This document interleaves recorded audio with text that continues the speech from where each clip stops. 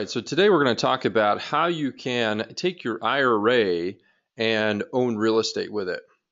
Okay, this also will allow you to take an old 401k, possibly a current 401k, and use that to invest in real estate. Okay, so the first thing you need to do is get your IRA over to a self-directed custodian. Now, if you have an old 401k or a current 401k, so let's start with your old 401k. If you have an old 401k, and what I mean by that is you have put money inside of a 401k and you're no longer employed by that company. You now can do what's called a rollover and roll that money into an IRA without any tax consequences and use that to invest in real estate.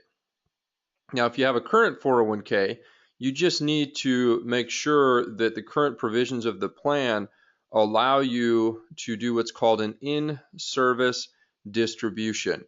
Okay, if you can do an in-service distribution, then that will allow you to convert to an IRA, and now you can use that money to invest in real estate. Okay, so the first thing you need to do is, if you have an old 401k, you'll need to call that company. They'll have their own internal form you'll have to fill out that will allow you to do a rollover into an IRA.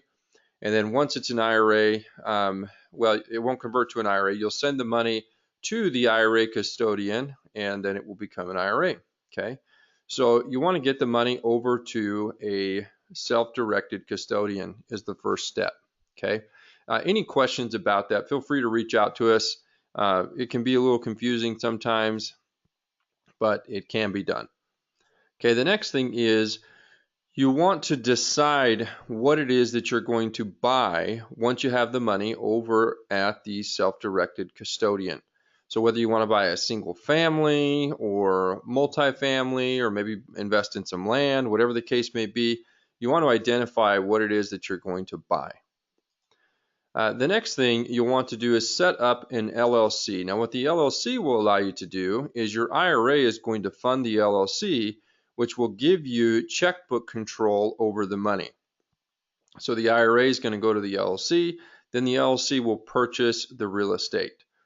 So it allows for a couple of things. If you're buying an income producing property, whether it's commercial, residential, whatever it is, single family, multifamily, it will allow you to having the LLC will allow the property management company to make direct deposits as rents come in.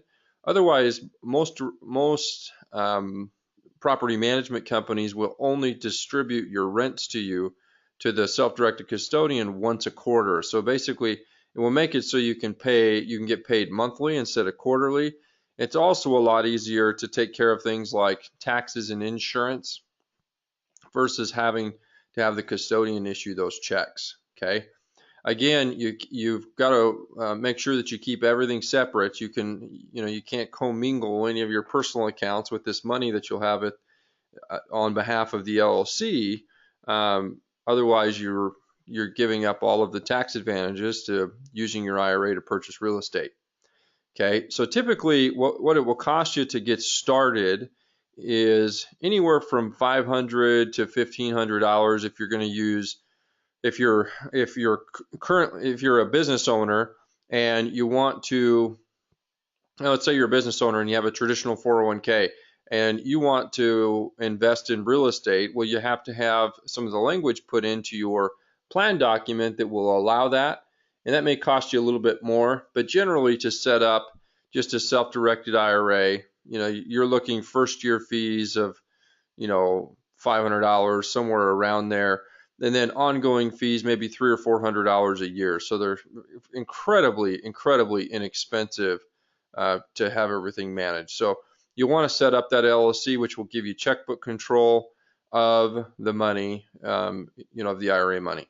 Okay, so that's really kind of how things play out. Now, what's going to happen is rents come in. If you're investing in real estate that produces rents, then those rents, as they come in, they're categorized as gain, not as contribution. So I say this because a lot of people, they think, well, gosh, if I invest in this piece of real estate and it generates $10,000 a year in income, that's more than the $5,500 a year that my IRA says I can contribute.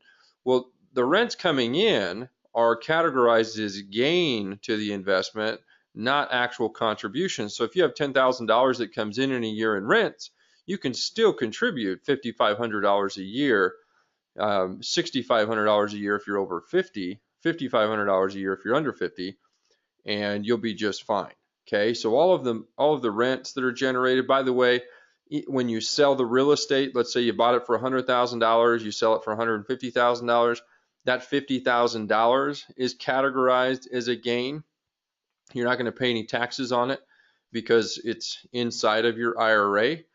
Okay, you won't pay any taxes on the money in the IRA until you go to take the money out. Okay, after you're 59 and a half, to avoid any of the penalties, but you'll just pay taxes on whatever your ordinary income rates are at that point.